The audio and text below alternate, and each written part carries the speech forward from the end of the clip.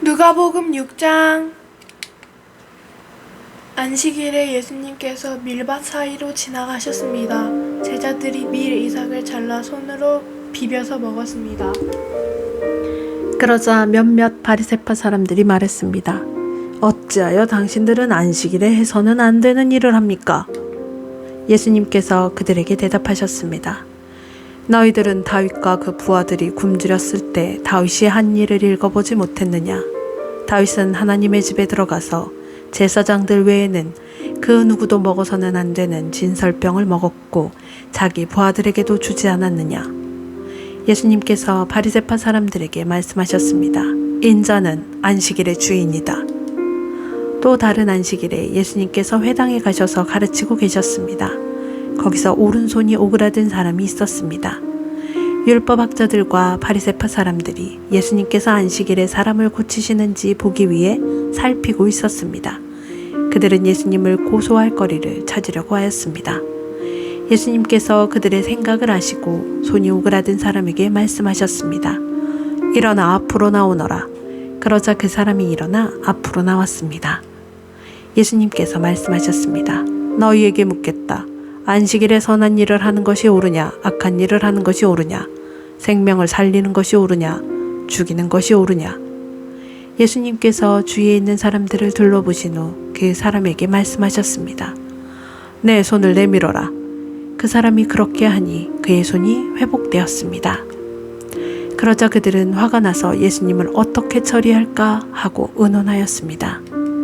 그때 예수님께서 기도하러 산으로 올라가셨습니다. 예수님께서 밤을 지새며 하나님께 기도하였습니다. 날이 밝자 예수님께서 제자들을 부르셨습니다. 그리고 그들 중에서 12명을 뽑아 사도라고 부르셨습니다. 이들은 예수님께서 베드로라는 이름을 지어주신 시몬과 그의 동생 안드레, 그리고 야고보와 요한, 그리고 빌립과 바돌로메, 그리고 마테와 도마, 알페오의 아들 야고보와 열심파라고 불리는 시몬, 야고보의 아들 유다와 배반자가 된 가롯 유다였습니다. 예수님께서 제자들과 함께 산에서 내려와 평지에 서 계셨습니다. 거기에는 제자들이 많이 있었고 온 유대와 예루살렘과 두로와 시돈 해안 지방에서 온 사람들도 많이 있었습니다. 그들은 예수님의 말씀도 듣고 자신들의 병도 치료받으려고 왔습니다. 더러운 귀신으로 고생하는 사람들이 다 나았습니다. 사람들은 예수님을 만져보려고 했었습니다. 그것은 능력이 예수님에게서 나와 그들을 모두 낫게 하였기 때문입니다. 예수님께서 눈을 들어 제자들을 보시고 말씀하셨습니다. 가난한 사람들은 복이 있다. 그것은 하나님 나라가 저희들의 것이기 때문이다. 지금 굶주린 사람들은 복이 있다. 그것은 너희가 배부르게 될 것이기 때문이다. 지금 우는 사람들은 복이 있다. 그것은 너희가 웃게 될 것이기 때문이다. 인자 때문에 사람들이 너희를 미워하고 너희를 배척하고 욕하고 누명을 씌울 때 너희에게 복이 있다. 그날에 기뻐하고 뛰어놀아라. 이는 하늘에서 너희의 상이 크기 때문이다. 그들의 조상들도 예언자들을 그렇게 대하였다. 그러나 너희 부자들은 화가 있다. 너희는 이미 위로를 다 받았다. 지금 배부른 너희들은 화가 있다. 너희가 굶주리게 될 것이다. 지금 웃는 사람들은 화가 있다. 너희가 슬퍼하며 울게 될 것이다. 모든 사람들이 너희를 칭찬할 때에 화가 있다. 그들의 조상들도 거짓 예언자들을 그렇게 대하였다. 내 말을 듣는 너희들에게 말한다. 너희 원수들을 사랑하고 너희를 미워하는 사람들에게 잘해주어라. 너희를 저주하는 사람들을 축복하고 너희를 모욕하는 사람들을 위해 기도하여라. 누가 내 뺨을 치거든 다른 뺨도 돌려대라.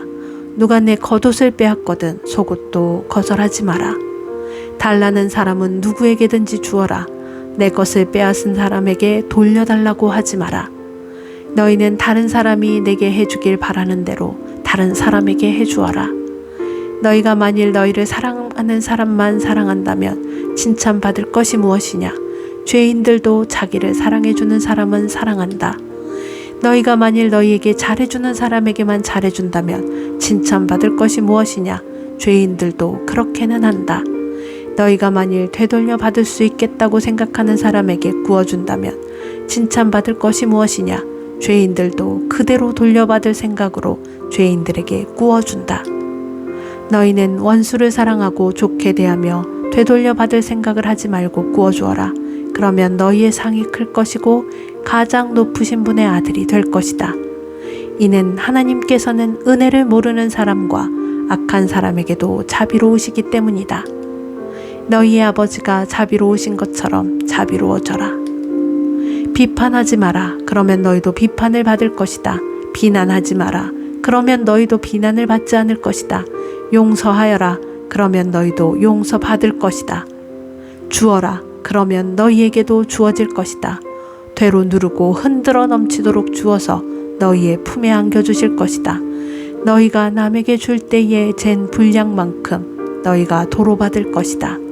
그리고 예수님께서 이런 비유를 그들에게 말씀하셨습니다. 보지 못하는 자가 보지 못하는 자를 안내할 수 있느냐? 둘 다 구덩이에 빠지지 않겠느냐?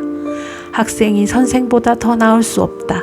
그러나 누구든지 다 배우고 나면 선생과 같아질 것이다. 어찌하여 너는 형제의 눈에 있는 작은 티는 보면서 네 눈 속에 있는 큰 통나무는 보지 못하느냐? 네가 자신의 눈 속에 있는 큰 통나무는 보지 못하면서 어떻게 형제에게 형제여 네 눈 속에 티를 빼어주마 라고 말할 수 있느냐? 위선자여 우선 내 눈 속에 있는 통나무나 빼내라. 그런 다음에야 네 눈이 잘 보여서 형제의 눈에 있는 티를 뺄 수 있을 것이다. 좋은 나무가 나쁜 열매를 맺을 수 없고 또 나쁜 나무가 좋은 열매를 맺을 수 없다. 나무마다 그 열매로 안다. 가시나무에서 무화과를 얻을 수 없고 가시덤불 속에서 포도를 딸 수 없다. 선한 사람은 그 마음속에 선한 것을 쌓았다가 선한 것을 내고 악한 사람은 그 마음속에 악한 것을 쌓았다가 악한 것을 낸다.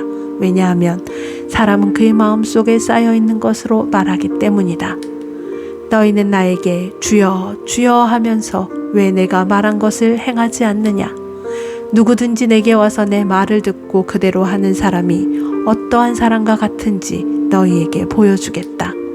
그는 땅을 깊이 파고 바위 위에 기초를 놓고 집을 짓는 사람과 같다.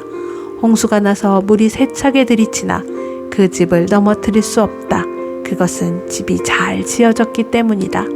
그러나 내 말을 듣고도 그대로 행하지 않는 사람은 기초 없이 땅 위에 집을 지은 사람과 같다. 물이 들이치자 그 집이 즉시 무너졌고 피해가 컸다. 아멘.